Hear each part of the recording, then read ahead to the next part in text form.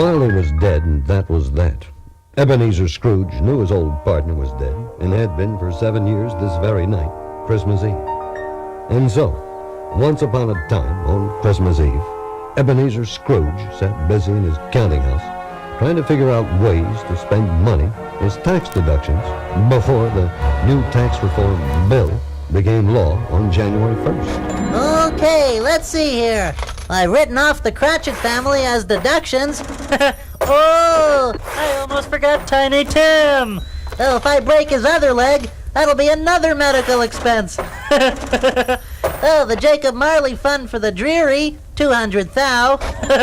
The Sly Stallone Fund for the Moronic, 50 thou. And, of course, my favorite charity, the George Bush Fund for the self-abusive. Hey, man. Merry Christmas, Uncle. It's your nephew, man, Don Johnson. Hey, forget the usual dialogue, man. I just wanted everybody to know that this would be the only Christmas Carol presentation featuring Don Johnson as your nephew. Bah, humdrum! Scrooge, after reluctantly giving Bob Cratchit his clerk Christmas Day off with the usual dialogue, set off on this cold night for home. He stops at his usual fast food restaurant, and as he peruses the menu, he sighs, Oh, bah, humdrum! orders his usual dinner. Bah, hamburger! As Scrooge leaves the restaurant, head down, and starts wending his way homeward. Soon he's dumbstruck to discover, as he looks over at his front yard, that television cameras, lights, and microphones are in his front yard. Bah, dumbstruck! Mr. Scrooge, I'm Robin Leach, host of Lifestyles of the Rich and Famous. We're here to tour your fabulous home. Bah, humbug! Scrooge enters his home, climbs the steps to his bedroom, undresses, climbs into his bed, and is soon fast asleep. Ebenezer Scrooge, you know who I am. Well, I know two people you're not, with that bum impression, Walter Cronkite and Rich Little. Bah, bumbug! Ebenezer, you'll be visited by 3 ghosts, past, present, and future. Marley, we did the 3 ghosts last year. Hey, how about a visit this year from the 4 tops? This year's Scrooge, they're all coming at once to save time and you from having to get up 3 times. Oh, okay. Well, now pick up those chains and get out of here. You're ruining the finish on my hardwood floors. And that's the way he is. Soon, Scrooge was fast asleep.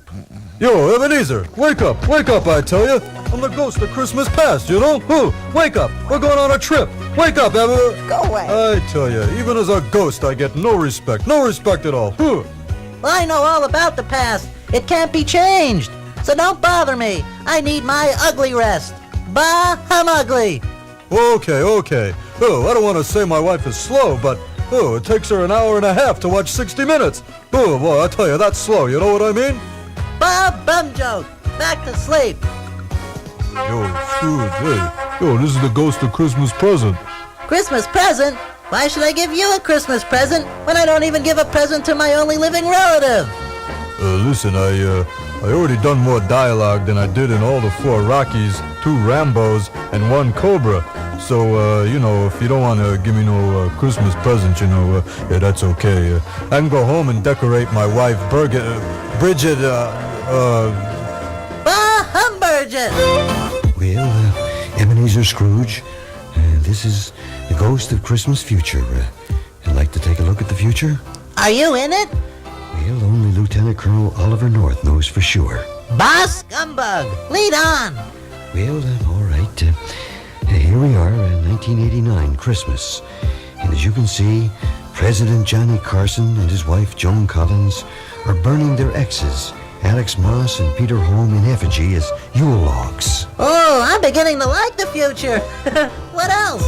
Well, here it is, Christmas 1992, and Tiny Tim has been busted for sleeping in a handicapped parking space. And Bob Cratchit's unemployment has run out, and Charles Bronson has finally gotten his last death wish after 17 tries. No more Death Wish films. Is that true, Charles?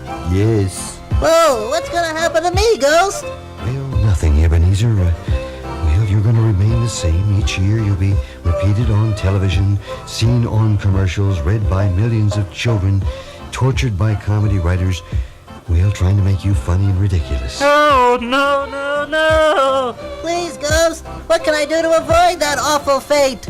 Well, you can get Tiny Tim the operation, get Bob Cratchit fixed, and give a plump goose to Mrs. Cratchit, and have Christmas dinner with my friends George Bush and his wife.